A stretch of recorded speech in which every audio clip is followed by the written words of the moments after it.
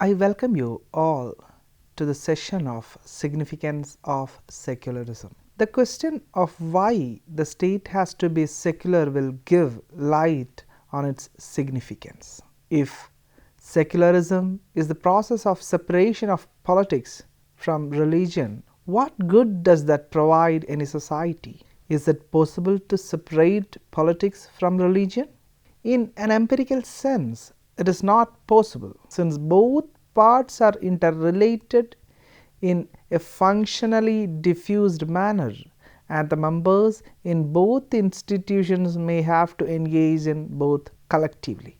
Both religion and state are involved in engaging with putting coercion upon members of the society to act, think, and feel in a particular way. Both hold particular kind of power. If the separation of both is a prerequisite in modern society, we should be able to find out what problems did its combination cause before. Religion and state have so many common grounds in a society. In which ways religion thwarts societal organization while associating with its authority is something to be seriously examined. It should be analyzed in the possibility of individuality and deviance in a religious society primarily. Then, according to religion's supernatural and superstitious dogmas, there will be concern over the nature of the distribution of power, property, and equity regarding secularism. Then, this was followed by problematizing ascribed status, religion labels on members, and the dignity attached to it. The final will be the need for national integration. We should also look for a special focus on the Indian context of the significance of secularism. Now we move to individuality, creativity, and critical thinking. European modern history is characterized by the authoritarian power exercised by the Church through its theological philosophy. The strict coercion of the Church over independent thought and creativity was visible. It was not neglected unpunished. Scientific endeavors and critical thinking were prohibited, and the deviants were mercilessly punished. Figures like Galileo, Copernicus, and Voltaire were strictly scrutinized by the Church for their intellectual contributions. The primary significance of secularism can be seen in this sense that though the different religious groups now are using the resources of science and technology, the authority of the Church was involved in strictly tabooing independent and critical thought in traditional societies. Even now, it can be seen all around the globe in different forms. Questioning and criticizing the sanctity of sacred symbols of religions is a punishable offense in most countries. Centralizing the authority which has the acceptance of a majority of a particular society over a particular region is futile in this sense that it punishes the deviants who do not conform to its patterns of social solidarity. For example, norms, values, modes, folkways, and code of conduct. The attack on Taslima Nasrin, the Bangladeshi feminist writer in the 1990s, and the attack on renowned writer Salman Rushdie in USA in 2022 are certain examples of violence on creativity by religious notions. Freedom of speech is a principle that supports the freedom of an individual or community to articulate their opinion and ideas without fear of retaliation, censorship, or legal action. As in a secular state, no religious group can apply pressure of dominance, this has an increasing effect on the right to speech. In the Indian context, the Constitution safeguards 5 freedoms: freedom of speech, religion, press, assembly, and the right to petition the government. No religion is given any particular priority in India. Secularism calls for a doctrine where all religions are given equal status, recognition, and support from the state, or it can also be defined as a doctrine that promotes the separation of state from religion. As per Indian secularism, one of its most important achievements of it is religious freedom. Living in a secular state like India has several benefits. Religious freedom is one of them. People are unrestricted to follow the religion of their choice or not follow any. Secularization results in the steadily diminishing influence of religions on all areas of social life. India is a country with a multi-religious, multicultural, multiracial, multicultural society. So secularism becomes a foundational value that helps the country to flourish. It respects all religion on par with one another. Citizens have the right to choose and practice their religion. Religion is a storehouse of superstition against the instrumental rationality of the state. Religions mostly have supernatural and superstitious explanation for the natural order of the universe. So, a rational authority like the state cannot be governed by it. The polity must be ruled by self-evident rules and principles. Life must be free from religious illusions and dogmas. Instrumental rationality is using the best means to achieve different kinds of goals.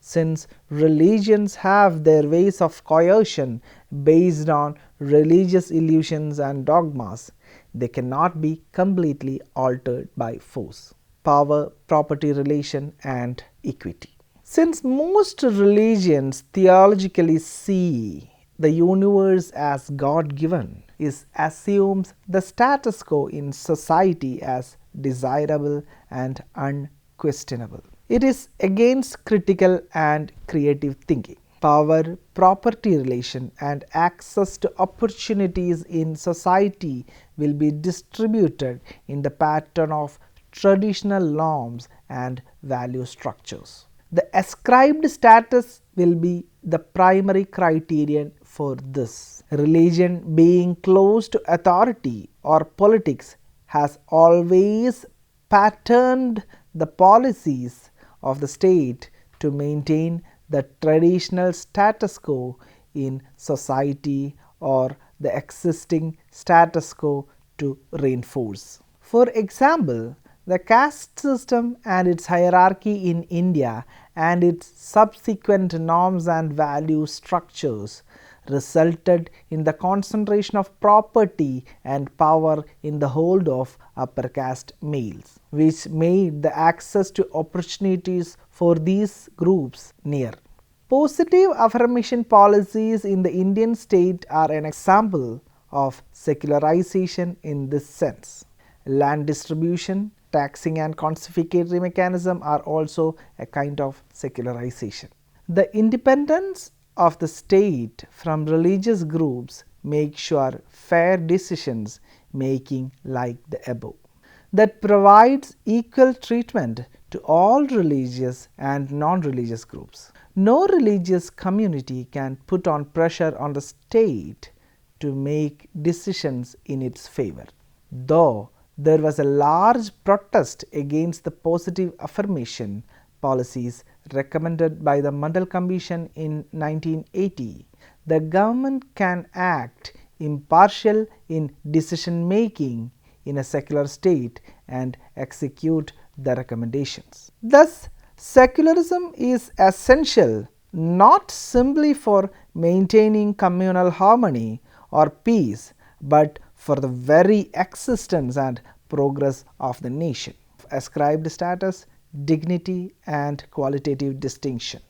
As mentioned before, religious dogmas keep social mobility intact by attributing individuals with ascribed status. Ascribed status is the position of an individual in a societal hierarchy based on their birth. It can be worthy and humiliating. Similarly, the ideals of religions involve qualitative distinctions of worth. These ideals cannot be the same for all. Ultimate worth for one may be demeaning for the other, and vice versa. These deals may deprive people of their social mobility to a better standard of living. So, ultimate ideals must be expunged and new universal rational ideals must be formed by the state. Now, we move to the notions of national integration. National integration is a must for any nation with socio-cultural, religious, linguistic and geographical diversities. And secularism is the part and parcel of national integration. In India, secularism implies equality of all religions and religious tolerance. It can be viewed in two contexts, state context and particular context. India doesn't have an official state religion. All citizens, irrespective of caste, creed and religion, are equal before the law. This is the view of secularism in the state context, and in an individual context, equal respect for all religions. Every person has the right to preach, practice and propagate any religion they choose. No religion permits an individual to ignore or hate others. India being a plural society, it is requisite that all people develop respect towards one another and practice peaceful coexistence. Another aspect of secularism is it curbs the use of economic resources to discriminate against the people of other religious groups. If there is one group dominant in the religious organization and have access to state authority, then the power will be used to discriminate against the people in other religious groups and also within. These people can influence the state authority to formulate policies in favor of them and can engage in any kind of malpractice in the distribution of economic resources. It will distort the peaceful coexistence and thereby the development of the nation. So, in a secular state, as the ideology keeps every individual equal before the law, it can avoid the concentration of resources to the people who are the majority in the country. Rajiv Bhargava states that secularism not only enhances individual well-being to be regulated based on a simple regime of tolerance, but also by providing a formal and legal regime of rights to them, that the individuals can make claims of entitlement against each other or the state.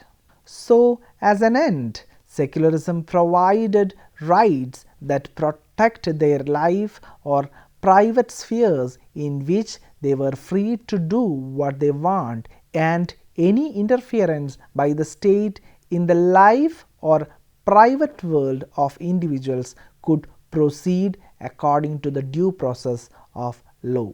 Right-based secularism thus overrides toleration as it incorporates all values within toleration and also assures the right to individuals, which adds more value to the concept of secularism. We have to analyze significance of secularism in Indian context. The complex set of institutions that constitute the Indian state has not been controlled at all. Sometimes, some of the policies have been guided by secularism, especially regarding the Hindu-Muslim relationship. It identified people using religious markers in conflicts between communities, even though the conflict do not have any religiousness. In India, the purpose of secularism was not only to sustain intercommunal solidarity, it engages in the protection of ordinary life too. There was a reformation of the Hindu religion.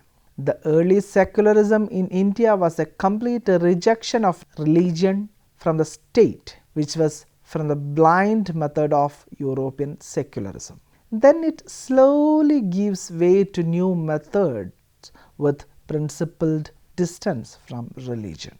In this new approach, a secular state must not be equally distant from all other religions. It should not interfere with one religion or another. This secularism is called contextual secularism. The state can act on substantive values. This was valid in most of the legal battles in India. For example, a puritanical Vaishnavite sect filed a suit in the same year against the Temple Entry Act 1947 against allowing Dalits to enter temples. This was an appeal by the trustees of the ancient and renowned temple of Sri Venkatarama of Mulki Peta, who were managing the temple on behalf of the Gauda Saraswat Brahmins. After the passing of the Madras Temple Entry Authorization Act 1947, which had for its object the removal of the disability of Dalits from entering into Hindu public temples, the trustees made a representation to the government that the temple was a private one, and therefore outside the court allowed Dalits to worship in the temple, taking a contextual secular position. The same pattern can be seen in Shahbanu case to grant alimony. Shahbanu in April 1978 filed a petition in a court in Indore, demanding maintenance from her divorced husband Muhammad Ahmad Khan, a well-known lawyer. India never intended to exclude every religious practice or institution from the domain of politics.